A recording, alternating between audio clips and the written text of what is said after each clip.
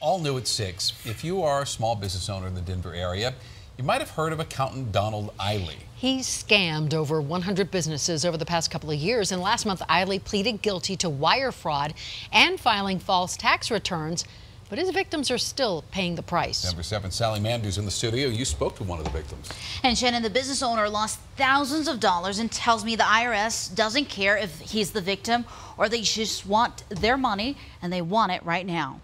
Don Eiley would give me these. Arborist Paul Donovan knows how to take care of trees, but not so much when it comes to taxes. So when he got the phone call from an accountant named Donald Eiley, he took the help. Basically, like, I can do your payroll, your accounting, bookkeeping, I'll do everything for you. And he did it for a really small fee. Here's what Don promised to do for his client. Don Eiley pays your taxes, so there's nothing more that you need to do. In reality, Paul says Don took his employees' payroll taxes from his bank account and put it in his own pocket. How? Before filing Form 941 to the IRS, Don would change the real numbers into zeros. How much do you owe the IRS right now? A little bit over $38,000. $38,000 Paul didn't know he owed, but now must pay back. You know, the IRS is coming after me. Paul's business is among the 140 businesses in the Denver metro scammed by the so-called accountant, who managed to con them out of $11 million. It was really deceiving. You know, you would never have any feeling that he was ripping you off. Last year, Don was indicted on wire fraud, filing false taxes, and mail fraud.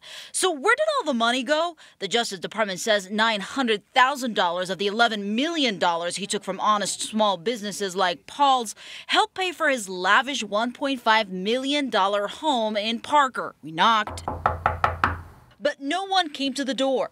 Don pled guilty and will be sentenced in July. But until the court figures out when victims will get back their money, Paul must still continue to pay the IRS. I didn't realize that I would still be responsible for the money. It feels horrible. You know, I'm an honest business guy.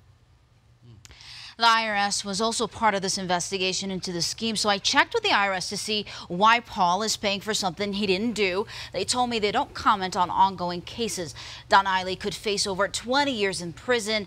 Part of the plea agreement that Don will pay back all of his victims despite filing for bankruptcy in 2015. All right, well, so let's make this something positive here. What can we learn out of it? Always vet anybody you hire to take care of your finances. Check their licenses. Make sure that they're legit and don't have any problems in their license. Also check out and see if anybody has had any encounters in the past with that person. We wish those victims the best. $38,000, a lot of money. All right, thanks, Sally.